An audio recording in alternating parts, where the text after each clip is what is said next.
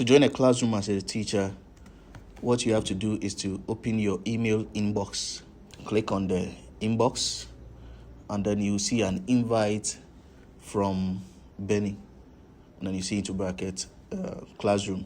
So click on the invitation, scroll down, and then click on accept invite. So when you click on it, it will redirect you to another page where you will finally accept to co-teach the class. So you click on the accept, and you'll be taken to the Google Classroom directly. So this is the classroom, as you can see, right? So this is the class code, right?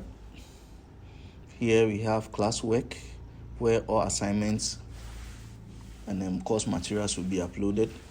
So if you can see here, we have music as a subject, design and technology, and the rest. I'll take you through in another tutorial.